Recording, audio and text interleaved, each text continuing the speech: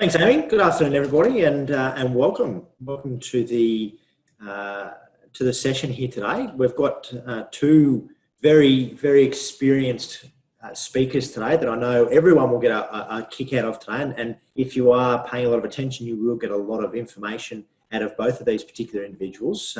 Look, both of the individuals I will introduce about something they have done.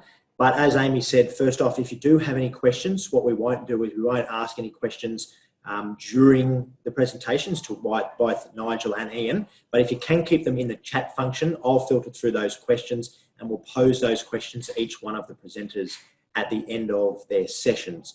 If you do have any questions that aren't answered by either Nigel or Ian and you feel as though you would like to get them answered, please keep contacting me through that chat session and I'll make sure they do get answered. So without further ado, I'd like to introduce both Nigel Crawley and Ian Mill. Now, first off, Nigel has experience working in agribusiness roles within Australia, both Canada, US and the UK. Now, along with his partner Mick Hay, they established Rimfire Resources back in 2001. So Rimfire Resources assist agribusiness organisations with strategic recruitment services across board or executive roles, general management, sales, marketing and technical roles. Rimfire created and continues to drive innovative new agribusiness products and services such as the industry-driven agribusiness salary survey and HR review. Rimfire has been assisting graduates enter the industry through GradLink, a program now in its 16th year. It is designed to help graduates identify opportunities most suited to their interests and educational background. So we will hear quite extensively from Nigel today. So welcome, Nigel. Thank you for coming. Thanks, and our second panellist today is Ian Mill from Beef Australia. Currently, Ian Mill, he is the CEO of Beef Australia and is responsible for the planning and delivery of Australia's triennial beef exposition staged at the beef capital of Australia in Rockhampton. Now, I'm sure there's many of you that probably would have been to beef, me being one of them, and it's an exceptional event. And what Ian is a part of there is he's delivering a high impact for Beef 2021 as an industry event, maximising the commercial opportunities for the beef industry, and also maximising the direct economic benefit to the beef industry. So what both of them are going to talk about, and what particularly Ian's going to talk about, is networking and how you can leverage your network to further your career. And also we're going to hear from Nigel around top tips for job seeking and graduates. So welcome Ian, and also welcome Nigel to that. So without further ado, I will pass over to Nigel for his beginning of his presentation. And as I did say before, make sure we keep all our questions to the chat room. But Nigel, stage is all yours. Okay, thanks Ethan, and thanks everyone for coming along today. I'll just, sorry, just to share my screen. So that, beginning. Okay, can you see the screen there, Ethan? No, not yet, Nigel. Okay, so give me 2 seconds.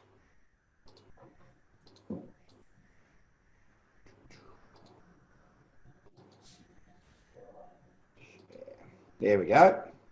Absolutely, ready to go. Okay, great. So let me just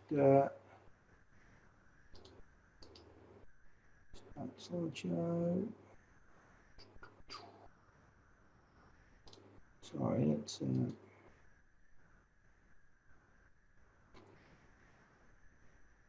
just can't seem to start the slideshow there. Give me 2 seconds. Just down in the bottom right hand corner there, Nigel, there's a little icon, I suppose. That one? No. It's the... Oh, here we go. This one. Oh, yeah. There you go. Sorry about that. So thanks, thanks, Ethan. Just to explain my IT skills are at obviously at premium today. Look, today we're going to go through, basically 4 really key areas about, in our opinion, the importance of getting your job application process and system ready.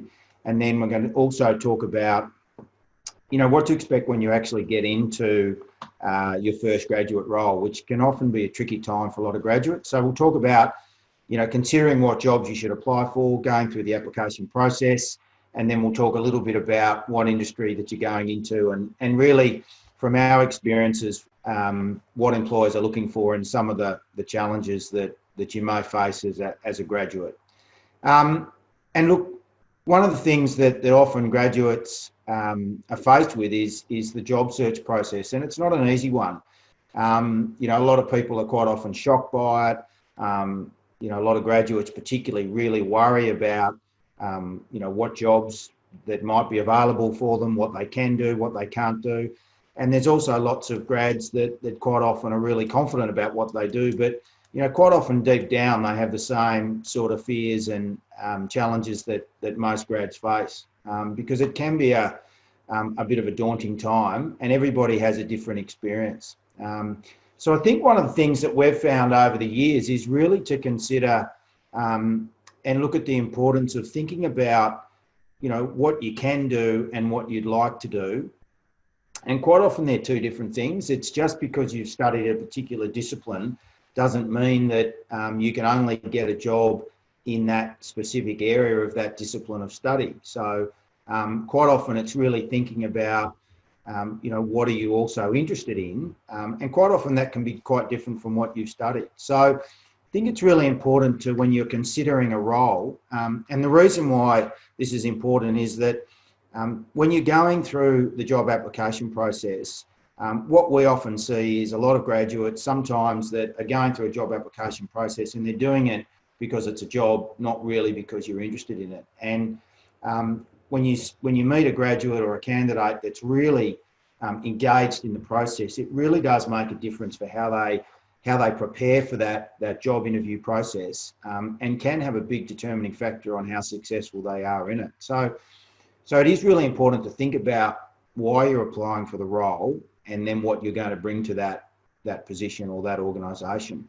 So when you're thinking about roles, think about areas of the industry that you're interested in, and that might be animal science, meat science, it might be the commercial aspects of a role or an industry, the technical aspects. It could be education, could be a whole range of things, but think about the things that really you're most interested into. Think about the relevant skills and experience you've had, and that could be an educational experience, it could be a work experience.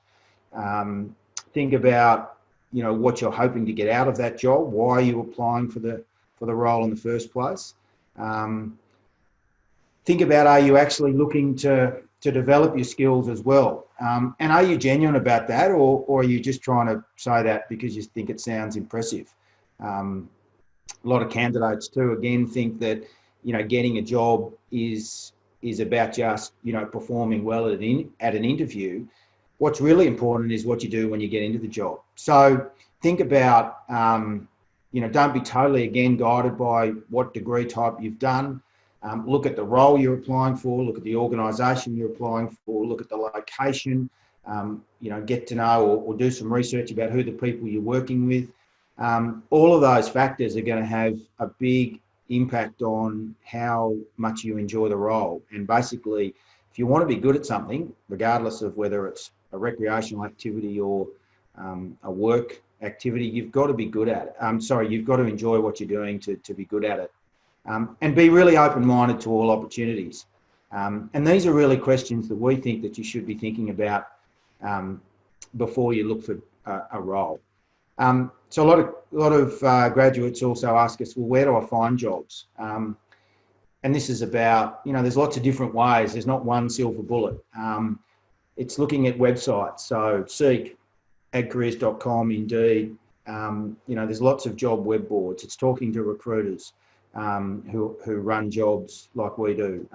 There's newspapers, which is not as popular in terms of advertisements for jobs as they used to be, but they're certainly still a source, and certainly specialised journals. There are specialised sites such as Beef Central has an employment page on their website and comes through their newsletter every week.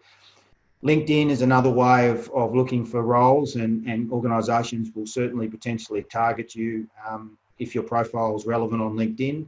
Networking, and Ian will obviously give his insights into that later on, but a really important part of finding a job, and continuing to stay connected in the industry is through networking. Conferences, such as what you're doing today, even in a virtual sense, are a really good way of connecting with people. University career hubs, and our program GradLink is another example of a way you can get engaged. So there's not one specific pathway that you need to just focus on. It's really a combination of using all of those, I suppose, avenues to get your resume and get you in front of the people. And one thing to remember through this whole application process is a resume and a cover letter will never get you a job, but it will get you in front of the person who can give you a job. So it's just a tool, and it's part of the process. So again, your resume is important. It needs to articulate who you are as a person. It's, if you like, your individual sales document, and it's got to tell the reader about you as a person, not just what you've studied or not just what you've achieved. You don't employ a resume and you don't employ a degree. You employ a person with a resume and a degree, and it's those soft skills and your personality and your attitude and all those things are actually what most employers really value. And they're quite often the things that they're going to make a decision on, because you may be really intelligent and really potentially good at what you're doing, but they're not going to get that opportunity to see that until you've been in the organisation. So remember who you're sending it to. It's your potential employer. So it's the first impression that often people get is that document. So it needs to read well, and it needs to give them the information that they're looking for. And quite often, remember too that the application process or the recruitment process, when we're recruiting for a candidate or any organisation, it's not about trying to find the best person for the job. It's about trying to find the best person for the job from the applications that you've got in front of you. So if your application is not articulating what you need it to and articulating that you are suitable for the job, well, then you're not going to get that opportunity. Unfortunately, you don't get to interview face-to-face every applicant. You have to, if you get 100 CVs, you've got to make a decision on probably 10 people that you might call. So really that application process is about knocking people out of the process when you're going through it rather than including them in it. So you want to make sure that your application is actually part of the 10 resumes that get into that specific position. So it's really important, and some really basic tips around your resume is make it simple. As a graduate, you probably shouldn't have a resume that's any longer than 3 pages. Make sure it's easy to read. It doesn't need to have big paragraphs. It's not your life story. There's no need to include your uni transcripts. If someone wants to know, how well you've done in your subjects, they'll ask for it.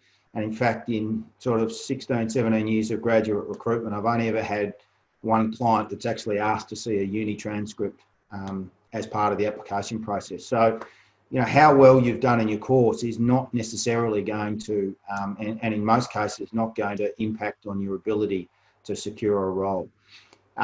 And proofreading your CV is essential. So when you put your CV together, give it to somebody that you trust, but don't give it to your partner, your boyfriend, or your girlfriend, or your parents, because they're going to read it and think it looks great, and yes, all the information's in there. Give it to someone who doesn't know you that well, but can read it and actually give you an opinion on and ask them the question: does this tell you about me as a person and what I've done? And that should hopefully fill in the gaps that if you've got anything in there in terms of the information that you need in that document. Because don't forget, the person that's reading it doesn't know you. So they're looking at this document to try and get a feel for who you are and what you're about. So the really important stuff to put in your CV, again, on the first page is about, telling the reader about you as a person. The second page and third page is really about your work history. So again, your personal details, your address, whether if you've got a different address between where you are at uni and at home, again, it's important to articulate that. If you're starting at Armidale, but you come from Melbourne, again, if someone reads that, it's starting to tell the reader, oh, right, they're from Melbourne, but they've gone to school up at UNE. I wonder why that is. And that starts to, generate questions that the recruiter or the person that will, potentially, hopefully interview you will want to ask questions about. It's about you. Well, why are you studying at UNE? These are things that are really important. Make sure your contact details are correct. You don't have to put your date of birth or put your age on a CV, but most people can sort of work that out, but you certainly don't have to put that there. In terms of your education, if you're studying, say, Bachelor of Ag Science at Melbourne Uni, that's if you're expected to finish the course at the end of this year, you just put in brackets expected completion December 2020. And again, you don't need to put down all the subjects that you've studied. Most people know what a Bachelor of Science is. And if they don't, they can certainly look up, what the course covers. Then it's important as a graduate to put, where you did your schooling. And it's not because where you went to school is important, but again, it just tells a bit of a story. What school you went to, the person reading the CV might have gone to that school. They might have known people who've gone there. It might be in a completely different state. Again, it's just telling that, more and more information about you as a person. Some people encourage people to put in a career objectives. We think that's perhaps best to be avoided. It's just too, I suppose it's not objective enough, and it's a bit of a bold statement that is hard to back up. So we think it's better off not to put a career objective into your CV. And if you are going to put one in there, make sure it's wide and as wide as possible. But we advise stay away from that. If you've had any specific achievement, academic achievements at uni or sport or community achievements that are worthy, put them in on the front on that first page. And also, what's really important is your hobbies. If you play sport, part of sporting teams, if you work part-time, all that sort of stuff, that's really important because, again, it's telling me all of these things as the reader of that document about you as a person. And it's really important that, again, if I've got an understanding that you might play in a local soccer club or you're part of the local Lions club or you're a member of the CFA, all these things start to tell me about you as a person, is building a story that really that's what we're going to talk about at an interview. So your CV, again, first page is about you as a person. I should be able to read that and say, righto, this person, grew up in Melbourne, went to UNE, is a local member of the CFA. These are the sort of hobbies and interests that they've been involved in. I turn to the second page and that gives me, your work history. And with your work history, you can space that out. If you've worked at home or worked on a farm during holidays and different farms or the same farm at each holiday, doesn't really matter. You can just summarise it. You don't need to put down every single date and time you've worked on a property. Likewise, if you've worked at McDonald's or the local supermarket or service station or whatever, just because that's not necessarily an ag-related I suppose, job that you think's relevant for the application, it absolutely is. Because again, it tells me about you as a person. If you've worked at McDonald's during uni, that tells me that, you probably had some really good customer service training. You're obviously, working through uni and as well as studying, which shows you can prioritise your time. And, it actually tells me a lot about you as an individual. So, don't think that those non-agribusiness or degree-related work experiences are not relevant because, they actually really are. So your CV, again, should be able to tell me about you as a person, where you're at, and your skills and qualifications. When it comes to a cover letter, again, a cover letter should be formal in nature. You should rewrite or you should write a cover letter from scratch every time you do it. Beware of sort of cutting and pasting cover letters because you'll get it wrong. You'll get the wrong name of the person. You'll get, name the wrong job. It really is just about, hey, Nigel Crawley, this is where I saw your ad, or this is where I heard about the role. This is why I'm interested. And, I'd be interested in having a discussion further if you think it's worthwhile. So keep it very open.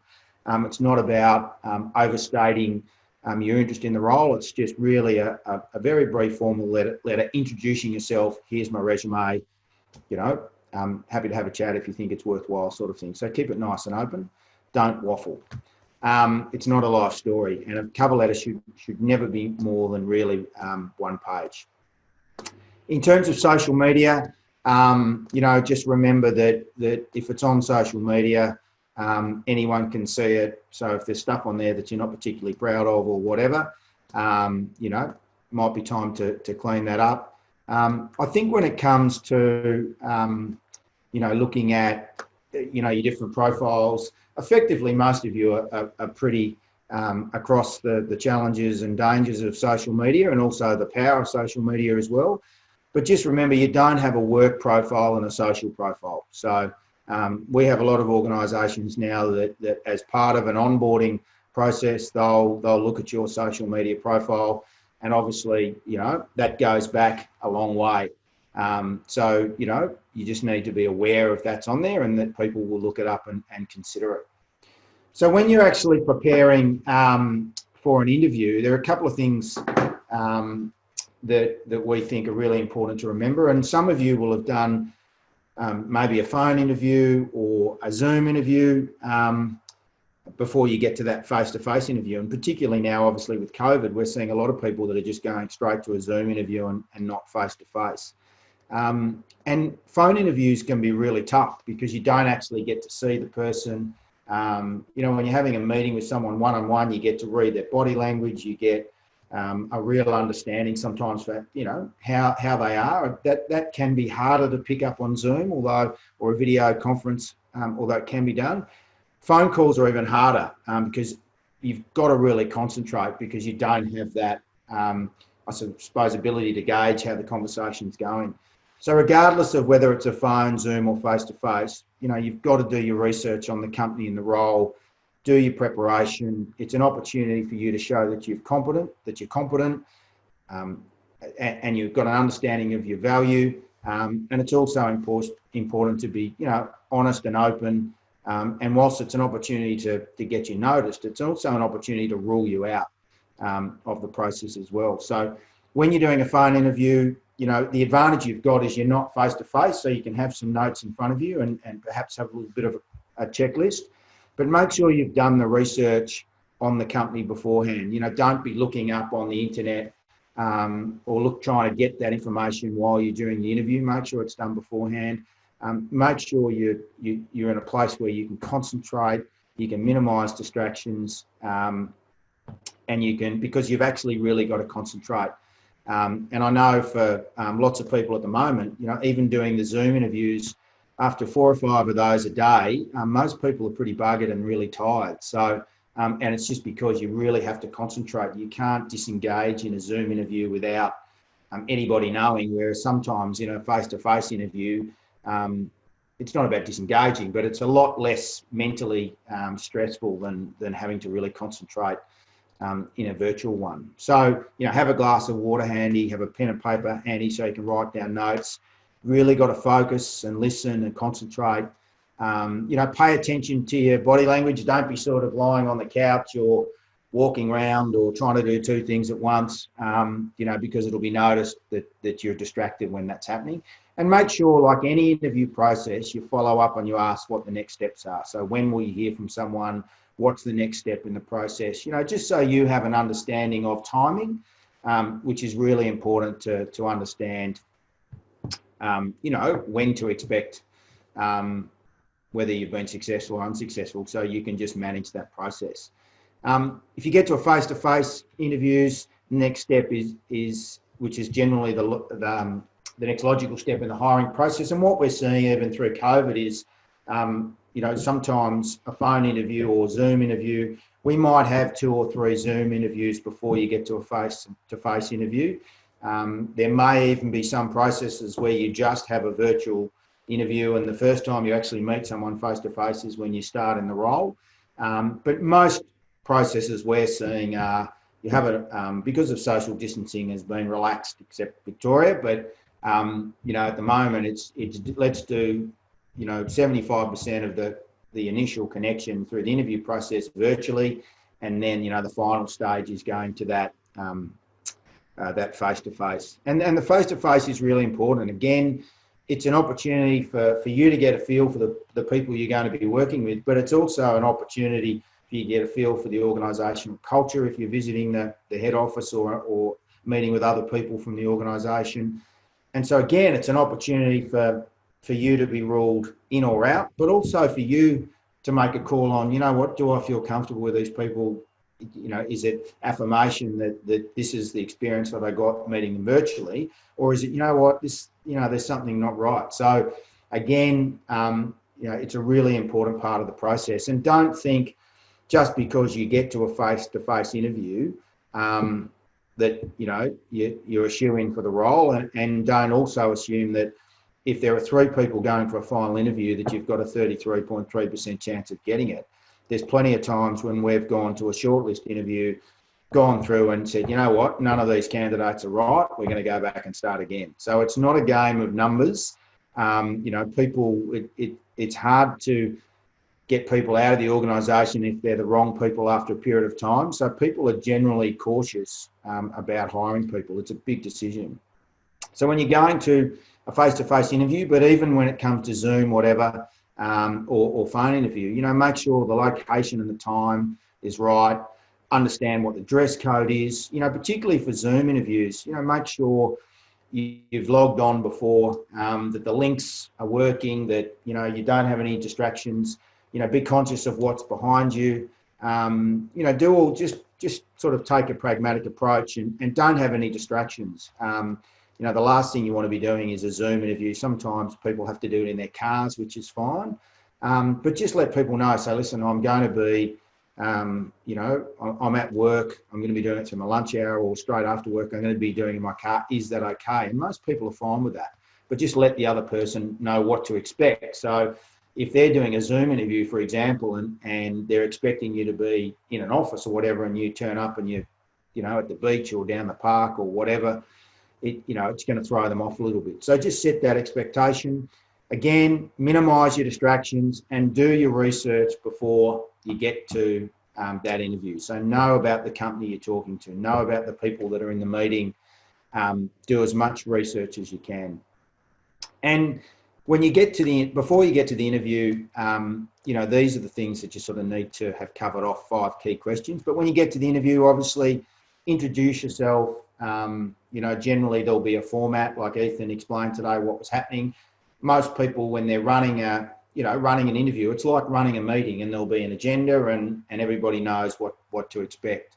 So 5 key questions that we think you need to consider or should consider before you go into an interview is, you know, you should be able to tell someone a bit about yourself. It doesn't need to be a 20-minute preamble, but just a quick, you know, this is who I am, a bit about my background, this is why I'm interested in the role. Think about what your strengths and weaknesses are, and don't focus too much on the weaknesses, but think about, you know, the two or 3 key strengths that you believe, that things that you're really good at that are relevant for the role. You know, why you actually want the job, and hopefully, and that's really a question you should be able to answer pretty easily. Why you want to work with that company. Again, you should have done your research if you're getting to this sort of 2nd, 3rd interview about the company, the organisation. There'll still be lots of questions you'll have, but, you know, why do you want the job and why do you want to work with that company? They're 2 pretty basic, fundamental, but really important questions that you should be able to answer. And then think about what is your unique selling point. So, you know, again, there are people, everybody's got their different skills and experience, but what are the things that you think you're really good at that are going to be relevant to this role and organisation? And it's not about you being better than someone else or being different to someone else. It really comes down to, well, what do you think that you can add value to this organisation or to this role? And these are things that you can prepare for. So again, finishing the interview, you'll have some questions. You know, one of the questions, if you don't know already, so if you're going through a recruitment process or a recruiter like us, or perhaps, you know, direct, it's understanding what the remuneration is. It's no point getting all the way down to the final step and they go, great, you know, we'd like you to join our business, and your expectations are different to theirs, and it's just not going to work from day one. So understand what that is and what that looks like for you, and if you're happy with that. Understand what the next step is in the process. You know, when is the job starting? probably most of us now won't have any travel plans heading overseas or holidays or anything like that. But, if they want you to start, so for example, if you're applying for a job now and you're not going to finish until the end of the year, but they're looking for someone to start in August or September, that's going to be a problem. Don't go all the way down the process and they say, great, we want you to start in 4 weeks, and you say, oh, well, I can't, I've got to finish my studies. If that's an issue, these are the things that you should be bringing up during the interview process or even the application process, particularly as you're going to graduate. If you know you're going to graduate at the end of the year, that's something that you should be putting in a cover letter so that they're aware of when you're going to be available full time. For some companies that might be fine, but for others that might actually be an issue, and you're better off to know that than get all the way through the process. And obviously final impressions are important as well. So in terms of just CVs and cover letters, Ethan, I'm not sure if there's any questions there, but if anyone's got them, do you want to just sing out? Yeah, Nigel, if you do have, we've got one question there just in regards to emailing companies for potential positions when you're replying to an advertised job. Yes. And you're attaching your CV. Would you recommend writing a brief cover letter, or would you think that it is not necessary? I would generally either, when you're emailing it directly to a company, I would generally write a cover letter, and I would put that directly, attach it as one document, so in front of your CV, and then PDF it, so cover letter and CV. Sometimes if you put that information in the body of the email, that might not get forwarded on to the right person in the company. But if it's in one document, and don't have 2 documents because that can be a challenge. But let's say you emailed me your CV and cover letter, Ethan, and I thought, oh yeah, that's perfect. I might just save that, and later on when a job comes up, I can just flick that off to the right person in the job or in my organisation, and then they'll look at it. So yeah, I would attach a brief cover letter and your CV in one document and PDF it. Perfect. All right, I hope, Imogen, that answers your question. It looks like it does. So thank you very much. Very helpful for that one, Nigel. But no other questions so far, so we can keep tracking along. Okay. So look, one of the I suppose things I thought I would cover today is, I think obviously for a lot of you at the moment, and for a lot of people, COVID is throwing up a lot of challenges. In some ways, from a recruitment process, look, we haven't seen a lot of change, and from a job flow point of view, and if you look at advertisements, and we've got some data that I can go through that in a second, but realistically, it's pretty healthy from an ag point of view. As an industry, we're doing really well when it comes to retaining people and not, I suppose, having minimal effects of COVID from an employment point of view. But regardless of COVID, I mean, really, you've got to remember you guys are at the start of your career, so you're not at the end of it. So your priorities are quite different, and economic changes and other factors to the industry will not really doesn't change your goal, which should be to get your foot in the door and get your first role. So again, look at our advice is look at your first 5 to 8 years in your career as really building skills and experiences that you can benefit from later on. Your first job is not going to be your last. So, whilst getting your first job is important, it's not going to be the defining moment in your career. So if you've got a really strong set of experiences and skills that you've built up in 3 or 4 years' time, that's going to put you in, really good stead for future years. If you're an older candidate or an experienced candidate who's 20 years, 25 years in the industry, well, look, COVID's got a lot more effect than it will on you. But for you guys, it's just about finding a role that you're interested in, getting the opportunity to work in that organisation or in that role, and then showing what you can do. And it's also about being prepared to have your ideas and aspirations challenged. There's lots of people that will be finishing their careers and have a really, I suppose, defined, role that they want to do.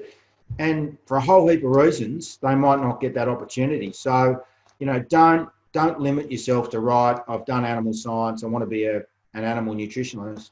That role might not be available. So then what's your next option? Is it, potentially working in a production role? Is it working in a meat processing business? Is it, make sure you've got 5 or 6 or 7 options that you're looking at. It's not about just having one option that you've got to target, because you may well not get that opportunity, or you may get that opportunity, and you know what? There might be someone that's better qualified or gets the opportunity ahead of you. So don't just sit back and wait for it to happen. You've got to make it happen, but you've also got to have, multiple ideas as well, or options. When we look at COVID and the effect on the job market, and I just thought I'd put these stats in to give you a bit of relevance. Seek is obviously the main job board for all industries from an online platform perspective. If you look at what happened in March, they were down 34% in March. They were down on year. They were down almost 66% in April, and 53% in May. We calculate the rural jobs index. We've been doing that for about 17 years, and that's just calculating all the online, regional rural agribusiness jobs every month. So this data is collected the same way, but just for rural. So if you look at March, all industries were down 34%, ag was down 15%. If you look at April, ag was only down 22% versus 65%. And same again in May. And then in June, we actually saw, almost 12% more jobs advertised in June this year than we did in June 2019. So COVID has had an effect on the job market, but in all reality for agribusiness, the biggest effect has been drought for the last 3 years on the East Coast. So, I think entering the job market as a graduate, is still, that there are still plenty of opportunities out there for you. So don't think that, what's happening in the rest of the market or industries is the same happening in ag, because it's not. So from our experience, employers tell us that attitude is what they recruit on, and they'll teach you the skills that you need. But it's enthusiasm. It's a willingness to ask questions. It's someone that wants to be proactive, be part of a team. They're the skills and attributes that organisations will hire you on. The basic principle is that your degree's provided you with some great theory, but starting work is actually where, your development and learning really takes off. And there'll be some of you that don't use any of your skills or learnings from your degree in your first role. You might use them in your second role, but your degree is not, again, going to determine what you do. It's just part of your learning development, and getting a job and working in the workforce is also a big part of that. And appreciate that where you start, might not necessarily be at the top, might not necessarily be right at the bottom either, but it really should be about just getting an opportunity and then working your way through there. And some of you might have an idea that your perfect job is to be in working for a meat processing business in a logistics role. And that might be what you've studied for and what you're really keen on, and you get that opportunity. And in 2 years' time, you go, oh, this actually wasn't what I thought. I'm more interested in other parts of the industry. And that's okay. That's what getting into the workforce teaches you, is that there's lots of other opportunities and avenues that you can go. But you need to reassess these, over time, and continually every 2-3 years, look at where you're going and what you're doing. One of the questions a lot of grads ask us regularly is, how long should I stay in my first role? Look, it depends on a whole range of different factors, but, put it this way, if you've been in 3 roles in your first 5 years, that's probably not a great sign. Part of getting into the workforce too is learning how to work and working as part of a team and sticking things out. And it really does take, a year or so just to get used to working full time. Being a student is great, but it's completely different to working full time. Whole heap of different challenges. So, I'd be looking at your first role to be, it's not where you start's not where you're going to finish, but those first 2 or 3 years are really important. And the more stable you can be in your role and organisation, the more you'll actually learn and develop. And so, yeah, as I said, there's no golden rule for how many years you should be in your first role, but ideally, I'd be thinking 2 to 3 years as a minimum. In terms of employers' perception of graduates, there are positives as well, but I'll start with the negatives. Sometimes employers think graduates are in too much of a hurry to move up in the ladder and just, go on to the next job. The perception is sometimes you don't like starting at the bottom and don't want to get your hands dirty. Employers invest a lot of time and effort and money into graduates to get them up to speed. And it generally takes about 12 to 18 months to actually recoup that initial investment. You might be getting paid, 55 grand plus super in your first role, but the cost to the business to actually employ you is probably closer to 90. So, it takes a while for organisations to get a return from you. And people are an investment in a business. It's no different to the other assets within a business that they want to get a capital return on. So, you've got to remember that when employers are looking at you, they're looking at you for a longer period of time than perhaps you might be. So you've got to make sure that, you're giving them the comfort that you are engaged and you are wanting to stay with the business. So they're the negatives.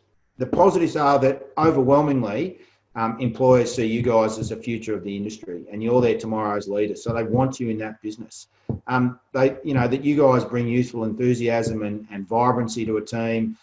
Sometimes you're a more cost-effective alternative to experienced candidates. Often you'll bring, other skills that older candidates don't have. Generally you guys are a lot more accepting and have a greater awareness of cultural change in global issues. Sometimes you do, sometimes you don't, but you're definitely different. And that's, employers genuinely value that as well. So, quite often organisations utilise bringing graduates in the business to make sure that the mix of people within their culture is really broad. It's not about having everyone at the same age or same gender or same geographic. The more people with different views you get into a business, generally the stronger it is. So as a graduate, challenges you'll face: professional loneliness. So if you're living in a regional town, and I'm sure Ian will talk on this too, you've got to actually make the effort to network. And that's not about, professional networking. It's about social networking as well. If you're living in a small town or a large town, get to know your competitors, get to know the people, companies that you work with, your suppliers, your customers.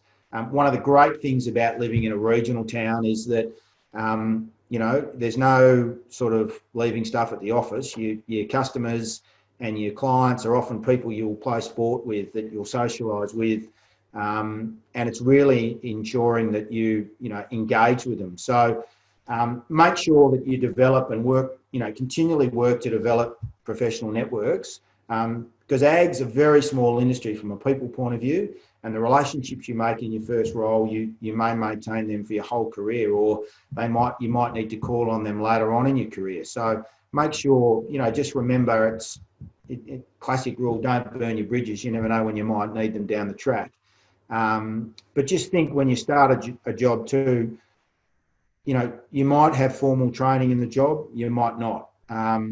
You may or may not have a mentor in an organisation. Some of you might work right across the business for over a 3-year period. Some of you might just go into one particular role. So, every graduate will have a different experience, and some will have really formalised training, some won't, but it doesn't necessarily mean that that's a good or a bad thing. It's what's going to be right for you.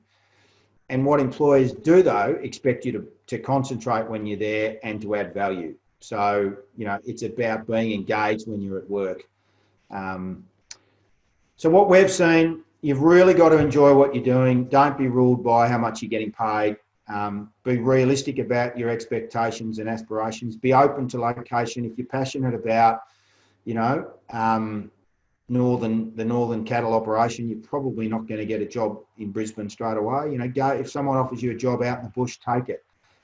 Best experience and advice we can give I can personally give to graduates is go and live in the regions, the communities, understand how they work. Even if you're from the region, go and live in a different region. You'll learn something and build those networks. And a successful graduate experience or internship is not measured by how much you get paid.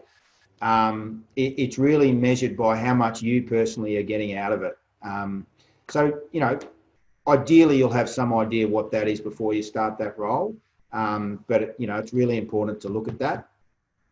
And when it comes to culture, wise, a lot of people say, oh, I'm just going into a role. It doesn't really matter what the business is like. The people you work with are really important because they're the people quite often that are going to be teaching you the skills that you need to be effective in that role. So look at the culture of the organisation. Meet the people you're going to work with. You don't necessarily have to be great mates with them, but you have to be people that you can get on with, you can work with. And obviously that's, you don't know some of those things until you have that experience. But most people have a pretty good idea of what that looks like. Do their mission, do their values agree with yours? That's really important as well. And make sure with your manager you communicate on a regular basis. But for some organisations that's really regular.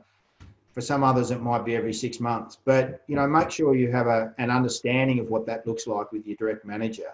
But understanding the culture of an organisation and the people you're working with not only will impact on how well you'll do your job, it will impact on how much you enjoy your job, which again, if you're enjoying what you're doing, you'll be learning stuff and you might not be good at it at the start, but you'll get good at it over time because you'll be focused on it. So yeah, we see that culture as being really important. We can talk about GradLink later, but for any of those of you who are interested in our GradLink program, I think the details are on the ICMJ website anyway, but yeah, please feel free to contact us at any stage. Our social media handles. And Ethan, back to you if there's any questions on the back of that. Absolutely. Nigel, much appreciated. Thank you very much for your very in-depth presentation. And I think there's a lot that some of these grads and everyone who's on here can get out of. I do have one question. We've got a couple of questions there for you. It's a really good question here from Beck. And she just wants to know the question of, if you're approaching a company that you wanted to work for, or you saw that someone that was aligned with your passions, yet they didn't have a job that was going, or they didn't have anything advertised, would it be better to personally deliver your CV and cover letter to your local branch or business location, or would it be better to get in contact with, say, their corporate HR over email? I think it's a combination of both.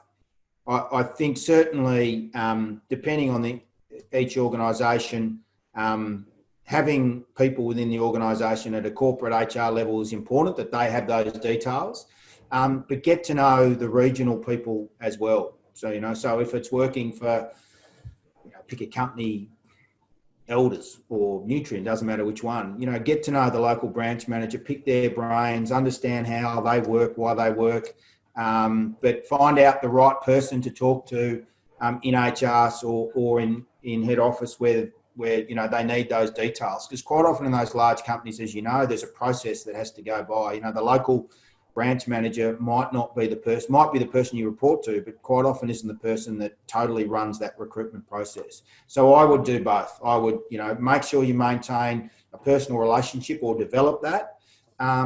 If you approach a business you've never met before, people will be impressed by that, if nothing else, that you've made an effort. You're actually starting to network. And again, Ian, I'm sure we'll discuss that in more detail, but that networking piece is really important, but also having the right people, having the right information at head office level is also important. Okay. Well, hopefully, Beck, that answers your question. Very well answered. Thank you very much for that one, Nigel. And the second question is, as you would know, and everybody else would know on this, we do have our Careers Expo tomorrow. So that's part of our one-on-one sessions, our 10-minute sessions. What do you think would be, for anyone that's listening there today, what would be your top tips for tomorrow's Virtual Careers Expo, given that you're going to have a one-on-one 10-minute meet and greet with a company? Yep. So you've got 10 minutes. So you've got to prepare. You've got to have the questions and the information that you want to get out of that. And there's probably, for most of you, that's going to be no more than 3 or 4 things that you want to get out of that. It's going to be very difficult in that 10-minute session to get an idea of culture, and you could spend a lot of that 10 minutes talking, and that's, culture is something it's a secondary discussion. I'd be finding out sort of, how they hire graduates, what is the recruitment process, what sort of roles traditionally graduates have gone into, and what skills and experiences and qualifications, but not necessarily what skills and experiences they value most in graduates. So, how do you employ, where do graduates go in the business, and what skills do you value most? So if you can get those three things, and just remember, you've only got 10 minutes, don't waste the first 3 or 4 minutes waffling on about yourself. Use it as an information gathering session and have those questions prepared and ready to go. Okay, and you, thanks for that, Nigel. You'll be a part of it tomorrow. You'll be on Absolutely. tomorrow. Yep. Absolutely. So anyone that needs to, that would like to put in a time with Nigel and GradLink, please do get involved. And also, I will be there as well, just because I have a bit of power of position today. I will be there tomorrow. So if anyone would like to talk to me, I'll be on there to talk about the graduate roles within Tees Australia and the operations side of things as well. But no, Nigel, much appreciated for your presentation today. That concludes all of the questions for yourself. Perfect. So, guys, if you do have any more questions, please feel free to put them up on the chat, and I will get to them at the end. But thank you very much, Nigel, for your presentation today. Pleasure, no problem. And we will welcome our second presenter today. So, as I said before, we have the CEO of Beef Australia, so Ian Mill. Now, Ian definitely is somebody who has a lot of experience within the networking framework and how to get the most out of those networks and how to get the most out of people. So we are definitely going to hear from somebody who has the experience and has the know-how to do it. So make sure you do take all your notes. But Ian, over to you. Thank you very much, Ethan. And thank you also, Amy and Ethan, for the opportunity to speak with you today. Can I just reinforce all of this, the comments and the advice that was given by Nigel? Can I tell you, if I'd had that when I was a young buck looking for work, I would have been a lot better situated, I'm sure. Just a couple of things to reinforce. And as a result of Nigel's presentation, I'll in fact change my discussion with you today, just to really reinforce some of the things that Nigel has said. So one of the first things I want to say is I've actually had a meeting this morning with the Federal Minister for Agriculture, and a little proud, and I'm having another catch up with him after this session today. But there is an enormous amount of confidence from both the state and the federal government around the position that we have with agriculture in Australia. So again, reinforcing what Nigel was saying in relation to the job market in agriculture, it is very strong. The Minister has often said that they believe the COVID recovery will be in fact led by agriculture, which I find very, very encouraging. I participated yesterday with in a video conference again with one of the senior executive from the Labour Force Planning Group from the federal government, and again it was restated there. Some of the figures going forward, particularly following COVID, are a little frightening around job prospects, but he was able to restate again that the potential for job creation in the agricultural sector is very, very strong. So you're in a great position. So just, I'll give you a little bit of background to my what I've done in my life, but only because I think that it just adds to, again, some of the points that Nigel made. It's just not, you're looking for a role as I was when I was younger. My first role, in fact, wasn't a career choice. I just felt the need to leave school and to find a job, and I did. And I was lucky that I found that I liked it and just kept going. So, look, currently I'm the CEO of Beef Australia. I've been in this role for 15 months, and to be very honest with you, my career prior to that wasn't anything to do with agriculture at all. I was the Chief Executive Officer of the Mater Health and Aged Care Services across central Queensland. So I looked after facilities from Bundaberg to Mackay. We had a linen service, a food service. I employed 1,500 staff and had a turnover of about $150 million. Now, just to give you a little further background, I grew up in a very small country town in Western New South Wales called Narromine, a population of about 3,000 people. So I never really had any career aspirations to become a chief executive officer. But what I did have was a real interest in working. I was always motivated to try to make a bit of a difference in whatever thing I took on. So Initially, the first couple of years, I was a little wayward, like most young people were. But when I finally got my focus, I realised it was a career that I was particularly interested in, and I did want to make a difference. So I managed to progress through from being a clerk in a very small country town to becoming a chief executive officer of a large organisation. So now I did that, one through hard work, but I did it also through an interest in seriously wanting to make a bit of a difference. I managed to do that also by accepting positions that I thought would give me an opportunity to learn more about the complex businesses I was involved in. So I ran catering services. I ran all sorts of different roles so I could climb the ladder of success to get where I ended up being. So a commencement in the industry of agriculture, the first job, it may not be what you want to do initially, but just make sure you take the opportunity whilst you're there to learn as much as you possibly can. You may find that after several years in that role that it may not be the industry you want to be in. But you need to do that, and you need to take every opportunity to learn more about what's going on in the industry, and that'll point you to where you're happy and where you believe you can really make a contribution. I say to my family, I've got 4 grown children all in the workforce, that I'm in my 60s and I still really don't know where I want to be when I finish my working career, but I enjoy what I do. I've been very, very fortunate in that I've been able to identify people in my working life that I tried to attach myself to. The reason being networking. I tried to identify people within the industry that I was interested in that I believed were very interested and passionate about what they did, and I tried to learn from them and use them as a bit of a leverage to move forward. So in some of the roles I said earlier that I accepted, they weren't my first career choice, but I took advice on, look, just do this for 12 months or 2 years and you'll find that it'll help you understand better what the industry that you're interested in. So I certainly did that, and it really, although it was a bit tough at times, and you'll find the same challenges, as Nigel said, you're not going to find exactly what you want initially. You have to work through it. But look, it's a great learning experience, and please take every opportunity to do that. Communication and honesty, I think, is also a great thing. Again, picking up on one of the points, and certainly one of the questions from the participants today, I had, when I arrived at Beef Australia, I had, I think, 4 staff that I inherited. I've employed a few more since, but one of the people I've employed, in fact, just cold called, came off the street with a CV and said, look, I'm really interested in the beef industry. I'm interested in doing this. Can you help me? Now, we didn't have a role initially, but I was impressed by that young lady's motivation. So we kept her information on file.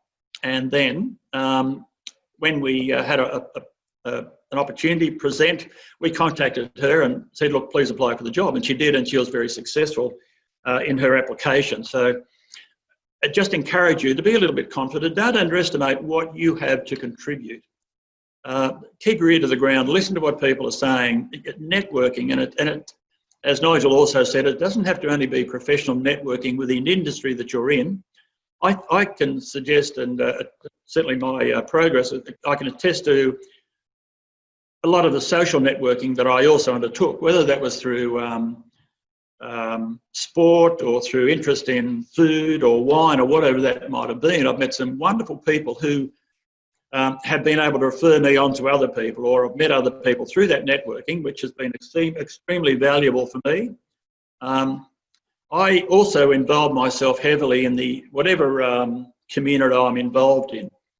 One, because I want to make a bit of a difference to the way things operate, but so things like what I've done, I got heavily involved in the Australian Institute of Company Directors, the formation of the local regional committee in Rockhampton when I arrived here some 20 years ago, and I chaired that group for a number of years.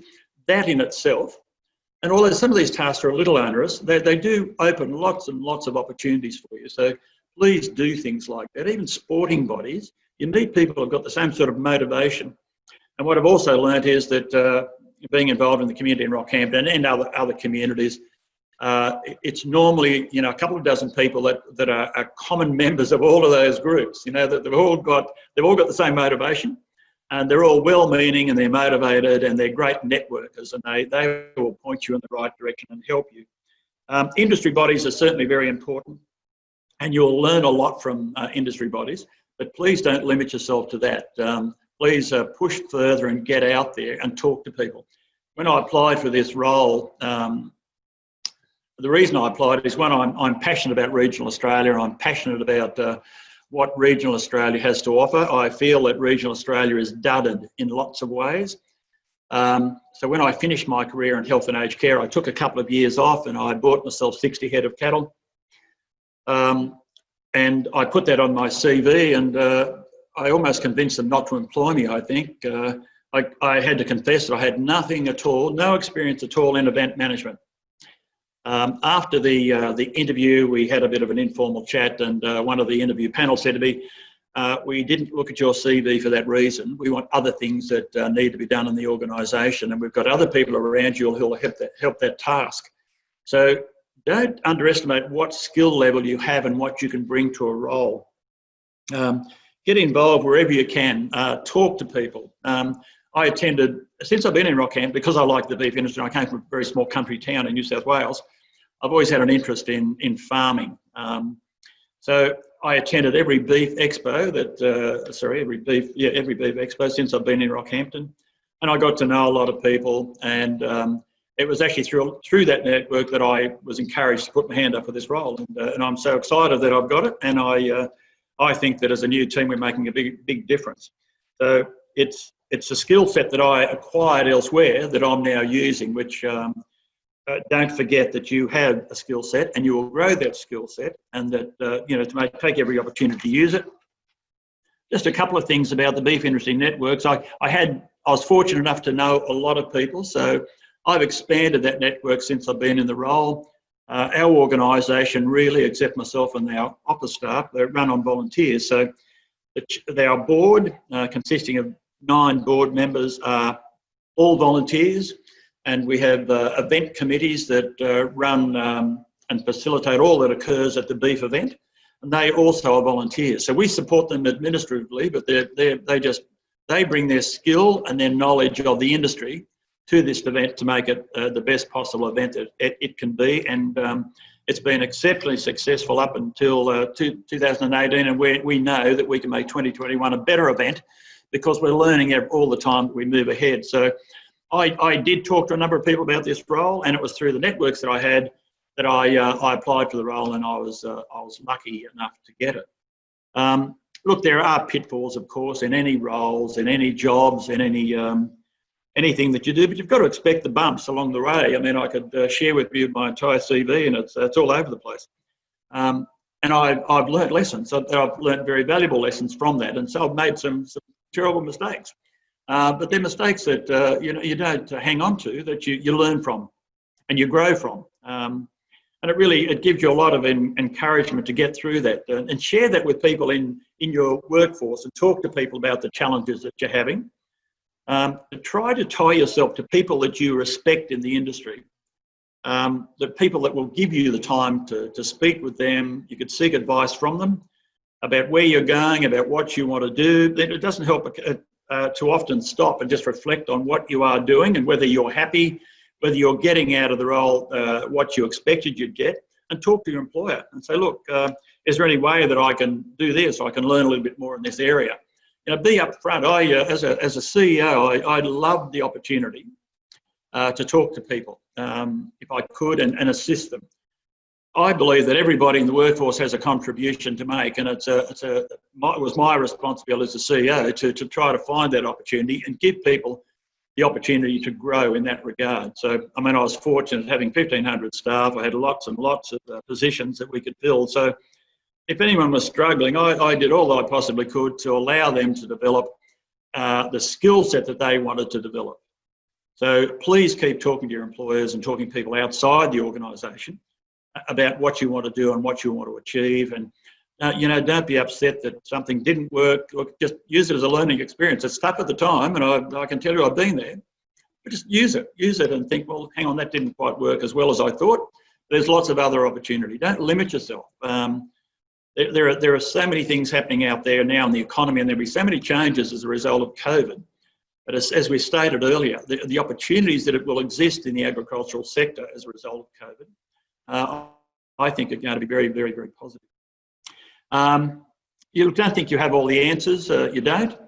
I've never thought that, in fact. Initially in the workforce, and no doubt you will also, I lacked a little bit of confidence, but the only way you'll get that confidence is to apply yourself to the role and again, listen to people, both in your organisation, but also read a lot about what's happening out there. Stay abreast of changes. Try to be a bit of a change agent if you can. If you believe that something can be done a little bit better without being arrogant, talk to your employer about it. Talk to people outside the industry. Attend as many things as you can so that you're hearing what's happening and you stay abreast of the changes that are occurring out there. Social networking is also important, and I pick up again the point that Nigel made. There's lots of networks that can be established, and you'll find so much crossover. You might be limited, you think you're limited just to the agricultural sector. Don't think that at all. If you mingle outside and get involved as much as you possibly can with other groups, you'll find that there is significant crossover. And as I said earlier, the majority of the people you'll meet in those, particularly if they're community-based groups trying to make a bit of a difference, are all people that have the same motivation as you and will want to assist if they see that you've got enthusiasm and want to entertain moving ahead and assisting. Don't be afraid to ask for assistance or guidance. I've always done that in my career, and even at my age now, I've actually learned a lot from Nigel's presentation today. My goal was always, after I'd finished doing what I was doing as a CEO role, was to pick up a couple of board appointments, and I'm fortunate enough to have a couple. But I've actually got another interview this afternoon, and thank you, Nigel, for your presentation. You've given me some pointers that I hadn't really thought about. I thought I was confident, but there are a couple of things that I think I'll need to brush up on before that presentation this afternoon and my interview. So, look, I can only reinforce without going over it too much.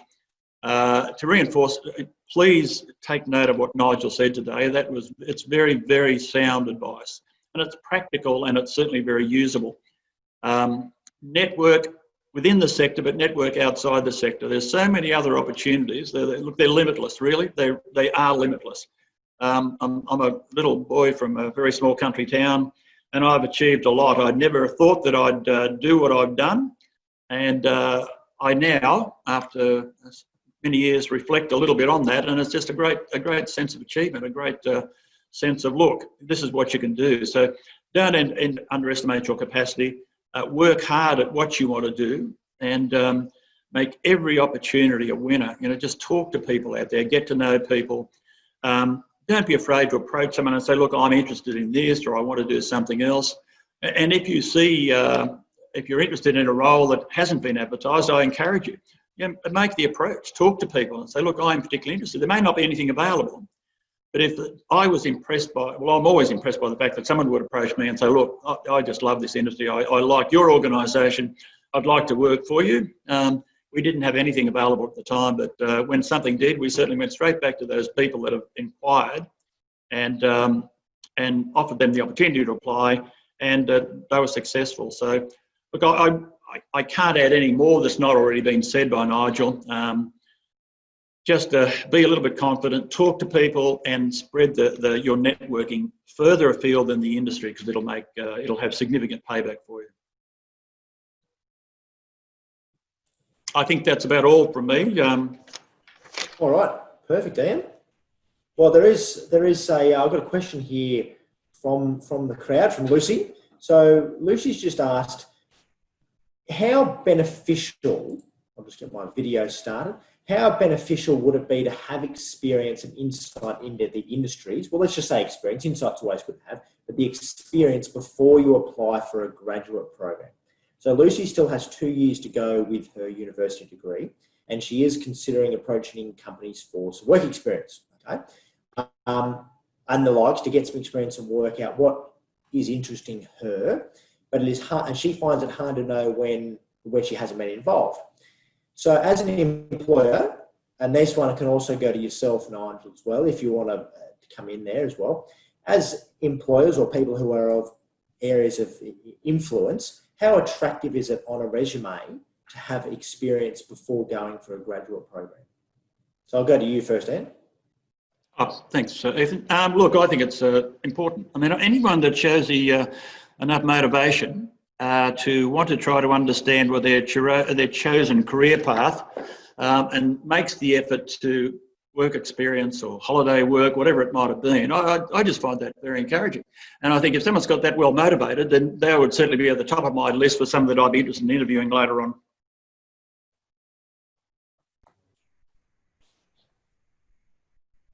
I'll just unmute myself, apologies. And what about yourself, Nigel?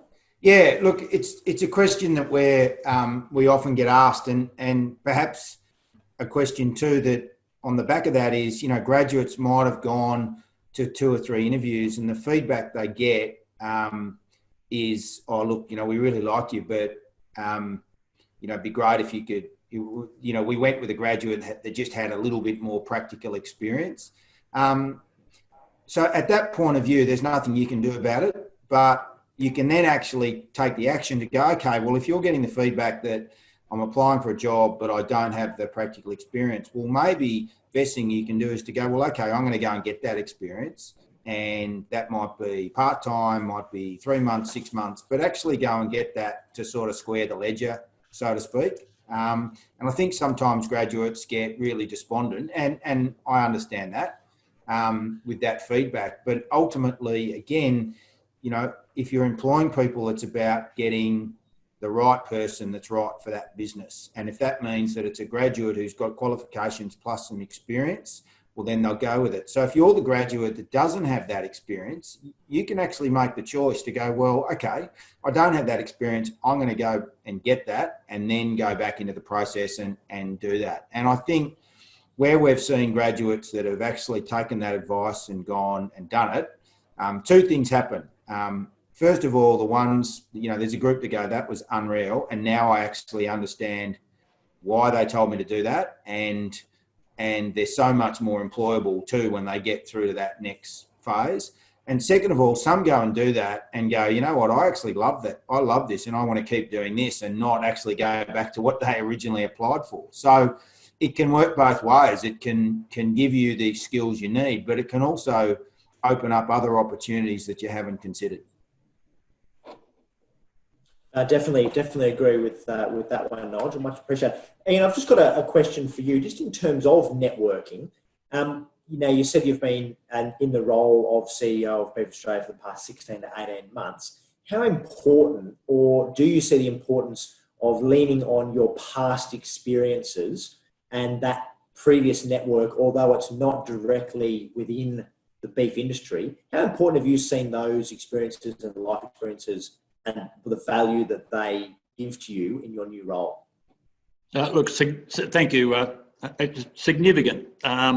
There were some crossovers, and that was the reason for me applying for this role, because I knew people in the industry. But I really made an effort after I got into the role to, again, identify people within the industry. And I sought advice from people that I respected, that have been in the industry years, and so, look, who's doing things differently? Who's got a lot of respect from producers? What are they doing? Why have they got that respect? And I made it my a commitment to go and meet with those people and talk to them, and still continue to do that.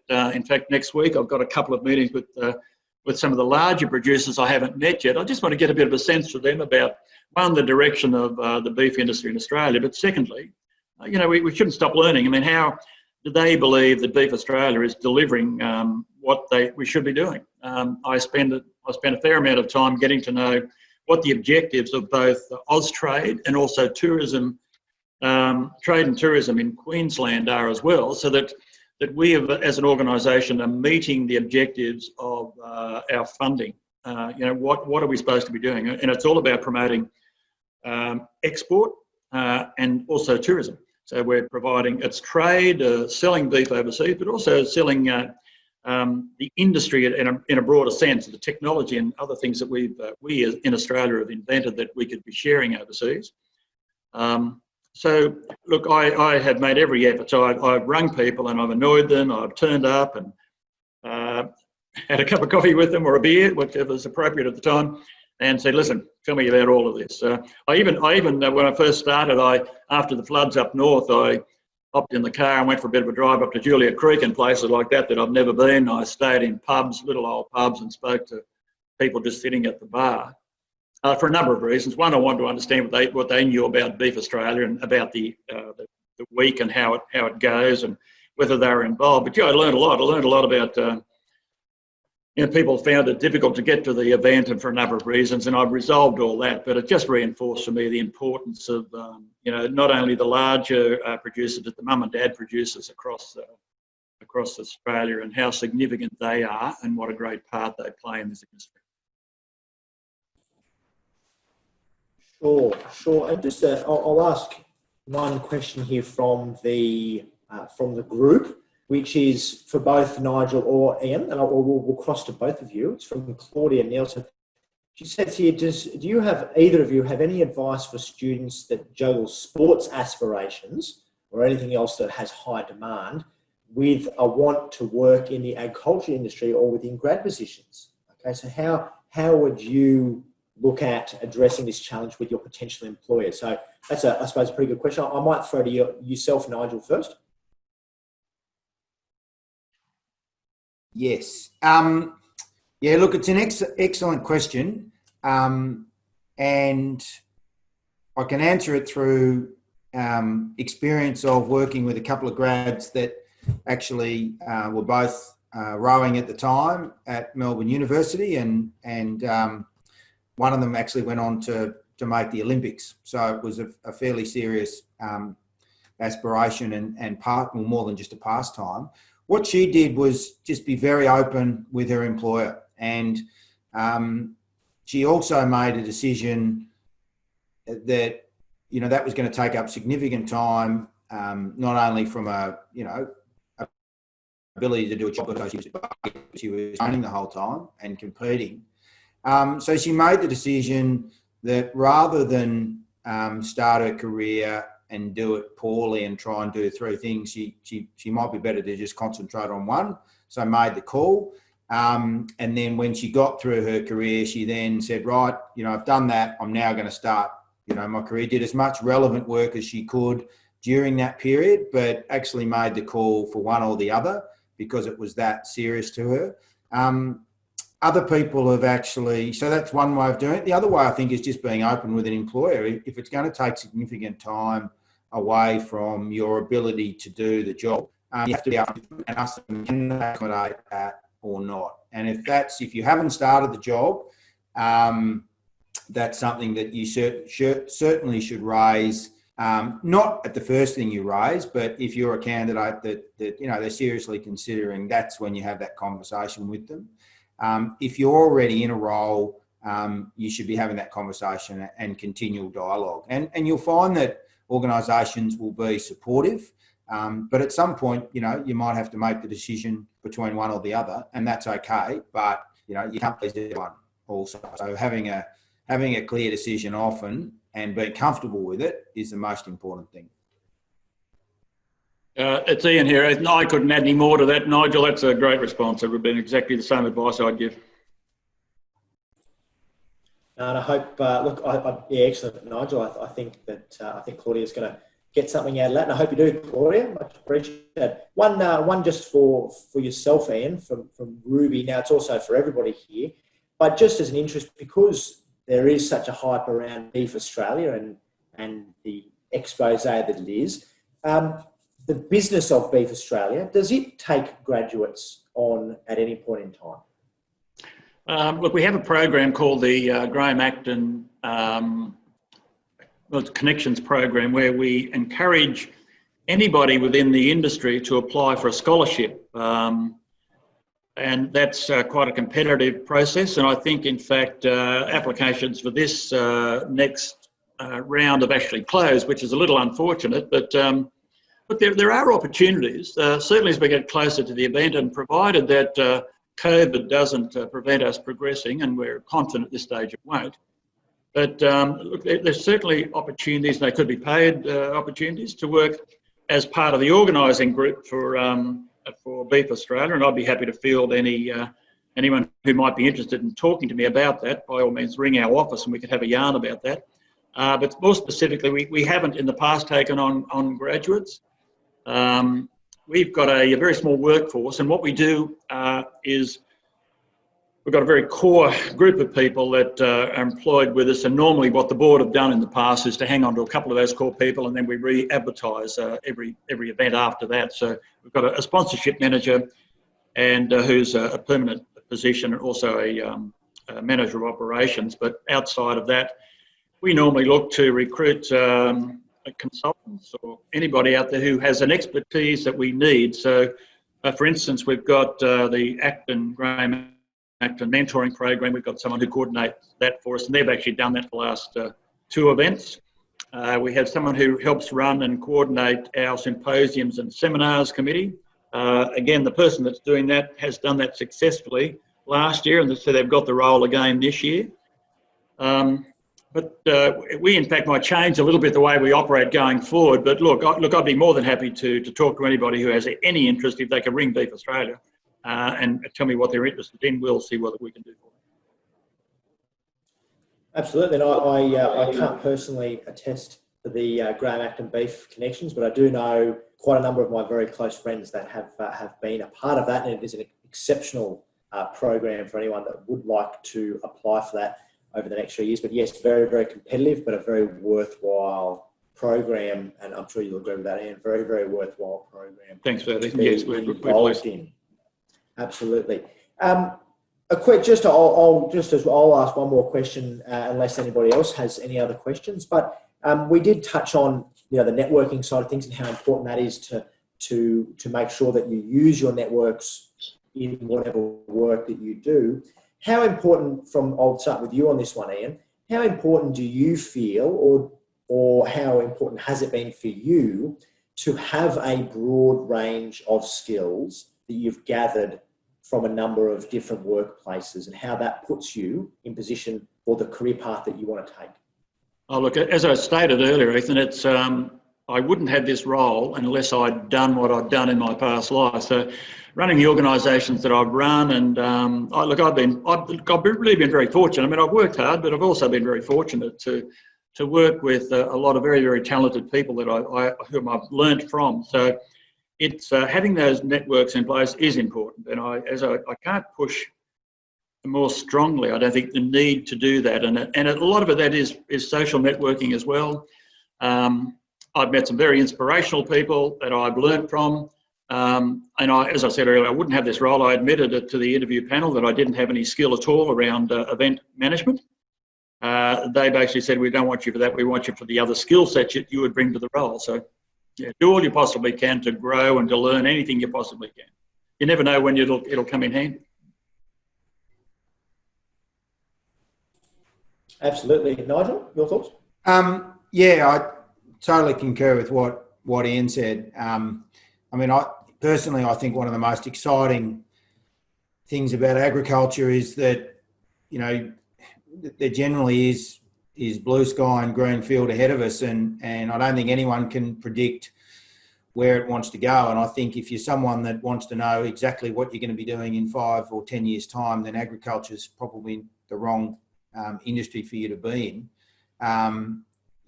It's an extremely liberating experience to have opportunity that you can take advantage of, but that comes down to you as an individual. So if you think about, and we all know people that that we would all consider to have successful careers, I think in hindsight you look back and all of the decisions they made are logical, but when you put yourselves in their shoes at that time of making those decisions, they probably didn't know and thought, well, I don't know where this is going to go, but I'm going to have a go at it. And then they threw themselves and put their weight and everything they had behind it, and things happened. So I think the message out of that is that, rather than sit back and plan, don't, have a plan, but a part of that plan should be to really consider opportunities and make informed decisions, but those decisions hopefully have an element of risk and allows you to take advantage of that.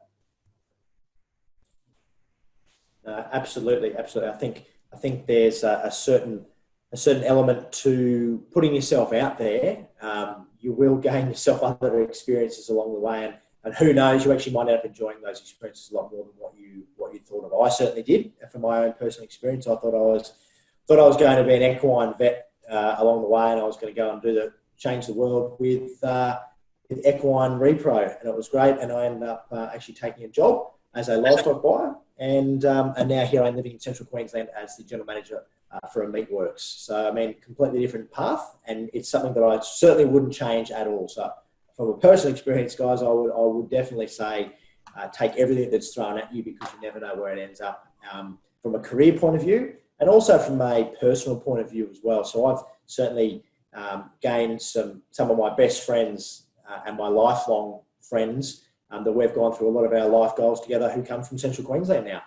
And I've got a breadth of friends that live all the way from 250 kilometres north of Cloncurry all the way down to Victoria and South Australia, because of the job that I'm taking now. So that's just my own personal view on that.